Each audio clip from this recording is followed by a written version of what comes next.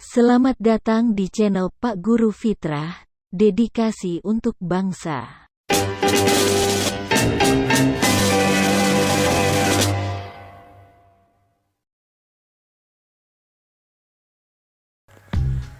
Assalamualaikum warahmatullahi wabarakatuh. Selamat datang di channel Pak Guru Fitrah, dedikasi untuk bangsa. Pada video kali ini kita akan melanjutkan kembali materi tentang sistem hukum dan peradilan di Indonesia. Pada bagian kedua ini kita akan membahas materi mengenai penggolongan hukum. Jadi penggolongan hukum akan menjadi submateri pada video kali ini.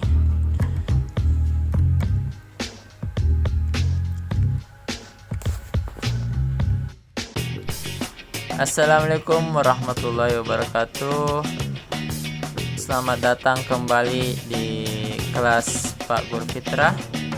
Kondisi saat ini masih dalam kondisi pandemik, sehingga proses pembelajaran masih dilakukan lewat daring, belum sepenuhnya bisa dilakukan lewat tatap muka secara langsung di sekolah. Semoga kita semua dalam keadaan sehat, dalam keadaan yang baik selama masa pandemik ini. Baik peserta didik dimanapun Anda berada di seluruh wilayah Indonesia, pada video kali ini kita akan membahas materi kelanjutan sistem hukum dan peradilan Indonesia pada bagian kedua. Pada bagian kedua ini kita akan membahas penggolongan hukum. Silakan seluruh peserta didik untuk menyiapkan bukunya, buku tulisnya, mencatat pembelajaran ini hari.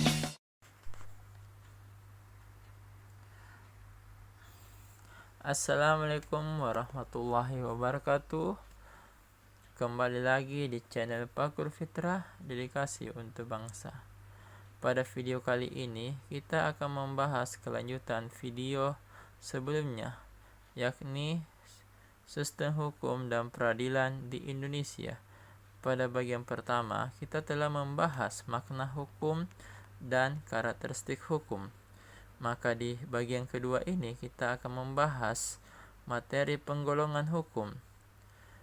Materi penggolongan hukum ini sangatlah penting untuk diketahui dan dipelajari. Mengapa? Karena dengan mengetahui penggolongan hukum ini, kita akan lebih mengetahui tentang hukum yang berlaku di negara kita. Hukum mengatur seluruh aspek kehidupan manusia.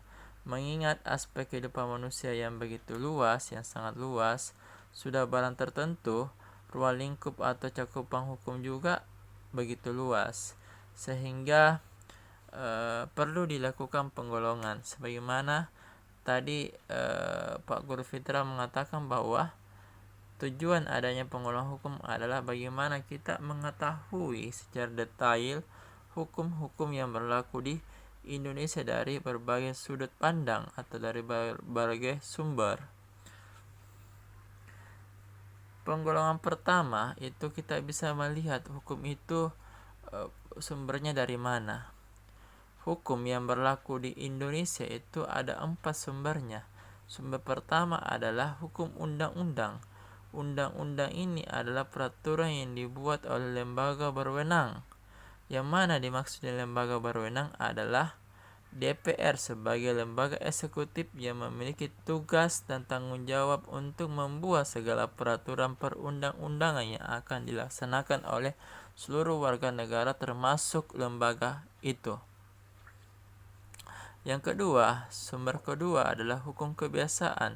Adalah hukum yang timbul, yang muncul di tengah-tengah masyarakat yang telah ada sebelum adanya aturan yang dibuat oleh lembaga berwenang DPR.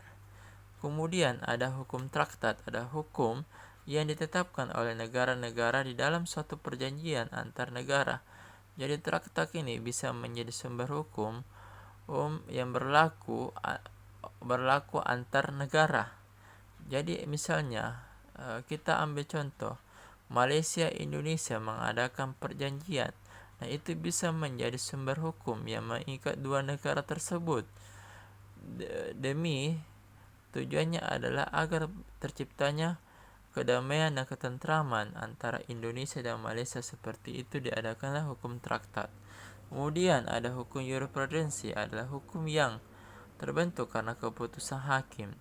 Jadi keputusan hakim, setiap perkara yang dia tangani bisa menjadi sumber hukum. Karena sesungguhnya ada kemudian aturan yang belum muncul, namun perilakunya sudah ada atau sikapnya sudah ada yang menyimpang, namun dalam peraturan yang dibuat oleh DPR di undang-undang tidak ditemukan aturan tersebut, namun ketika kita melihat keputusan hakim itu bisa menjadi sumber hukum, diberlakukan hukum tersebut terhadap orang yang melakukan pelanggaran, walaupun tidak ada aturan yang dibuat oleh DPR sebagai lembaga yang memiliki kewenangan untuk membuat undang-undang. Kemudian kita bisa lihat juga berdasarkan tempat berlakunya.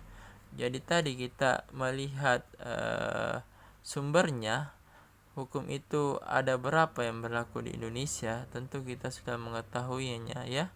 Kemudian kita lihat juga tempat berlakunya. Jadi hukum itu berlaku ada dua tempat ya, ada kemudian disebut dengan hukum nasional, kemudian ada juga yang disebut dengan hukum internasional. Tentu hukum nasional ini hukum yang berlaku di dalam negeri dari Sabang sampai Merauke di Indonesia, sementara hukum internasional hukum yang berlaku di luar negeri, yang dimana Indonesia harus mengikuti hukum tersebut. Ambil contoh adalah perjanjian kerjasama bilateral, multilateral. Itu merupakan salah satu contoh yang bisa kita ambil terkait hukum internasional. Kemudian berdasarkan bentuknya, rupanya untuk berdasarkan bentuknya ini terbagi atas dua ya, hukum tertulis dan hukum tidak tertulis. Hukum tertulis itu bisa kita lihat adalah hukum yang telah dibuat oleh lembaga berwenang, yakni undang-undang, kitab undang hukum pidana, perdata, dan yang lain-lain, yang dimana kita bisa temukan dalam satu bentuk tulisan atau pembukuan yang dilakukan oleh lembaga. Yang kedua adalah hukum tidak tertulis, adalah hukum yang muncul di tengah-tengah masyarakat yang bisa menjadi aturan buat masyarakat itu sendiri. Misalnya di masyarakat adat ada suatu kebiasaan yang kemudian tidak diatur di dalam masyarakat tersebut, namun kebiasaan tersebut menjadi suatu aturan yang mengikat masyarakat di kelompok itu sendiri. Misalnya kita datang berkunjung di suatu tempat, ada kebiasaan di masyarakat itu ketika makan tidak menggunakan sendok kan, dan ketika datang kita kemudian menggunakan sendok, berarti kita telah melanggar hukum tidak tertulis yang telah ada, yang telah muncul di masyarakat itu. Nah itulah hukum dilihat dari bentuknya. Kita temukan ada dua ya, bentuk tertulis dan tidak tertulis.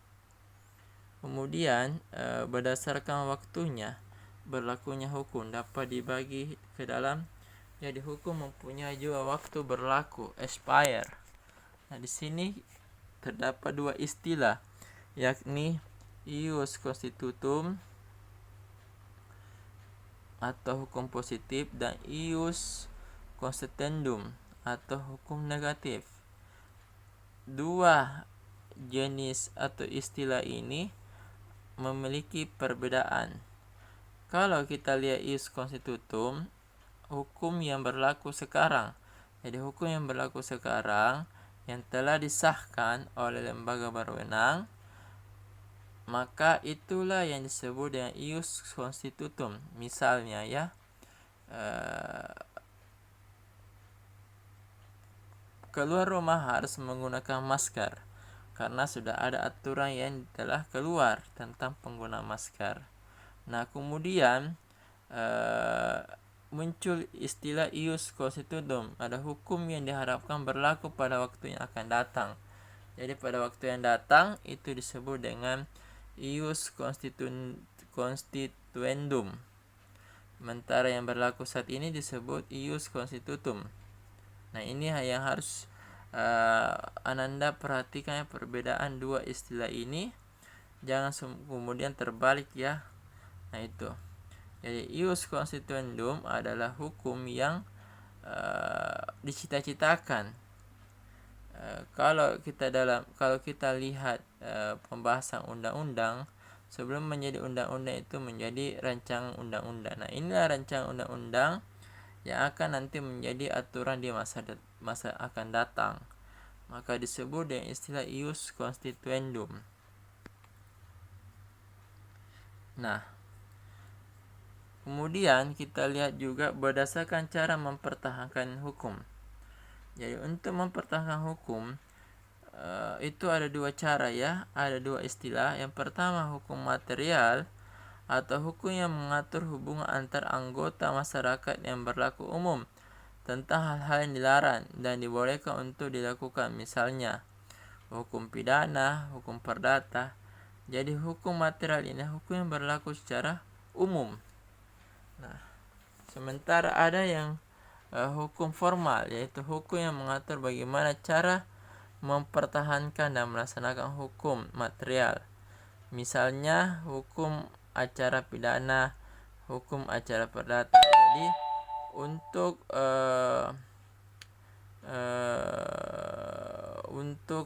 hukum formal ini lebih kepada bagaimana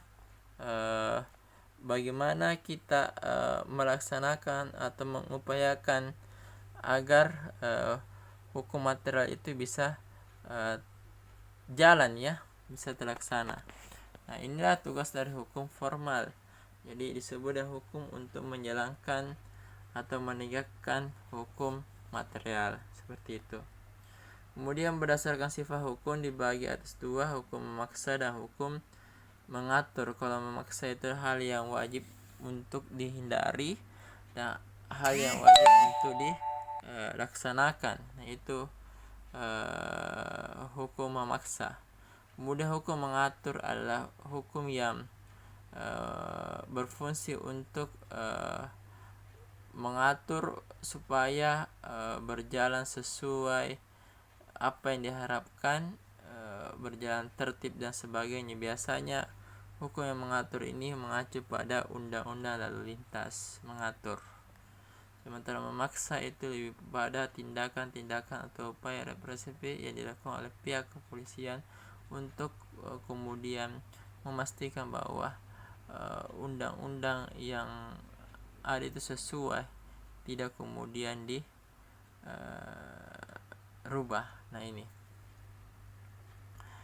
Kemudian berdasarkan wujudnya, hukum dapat dibagi dalam, kalau kita lihat berdasarkan wujudnya, hukum itu dibagi menjadi beberapa bagian. Yang pertama hukum objektif adalah hukum yang mengatur hubungan antar dua orang atau lebih yang berlaku umum. Dengan kata lain, hukum dalam suatu negara yang berlaku umum dan tidak mengenai orang-orang golongan tertentu.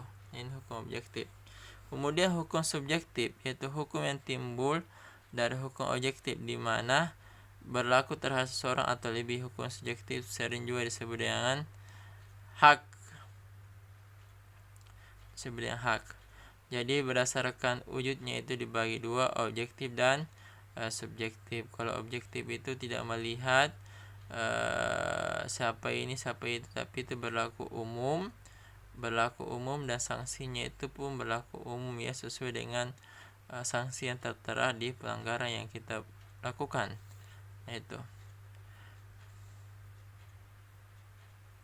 Sementara hukum subjektif ini bersifat pribadi ya, antar dua orang atau lebih ya, itu bersubjektif, tidak berlaku secara umum. Nah, itu. Kemudian berdasarkan isinya, hukum dapat dibagi dalam hukum publik dan hukum privat. Nah, kalau dilihat dari segi isinya itu dibagi dua, perdata dan pidana. Pidana ini adalah hukum yang menyangkut paut mengatur individu satu dengan individu yang lain berupa tindak kejahatan yang merusak diri, merusak tubuh, maka itu masuk pada hukum publik. Misalnya hukum pidana itu publik, di mana terjadi kerugian ya, material dan orang atau manusia mengalami luka, misalnya dipukul oleh perampok, itu adalah suatu masuk dalam pembahasan hukum publik. Sementara hukum privat adalah hukum yang mengatur antara orang yang satu dengan orang yang lain dalam rangka untuk mewujudkan agar tidak ada hak-hak yang diambil ataupun yang dilanggar. Biasanya hukum privat ini ditemukan dalam proses jual beli ya, perniagaan. Nah, di sini berlaku hukum privat.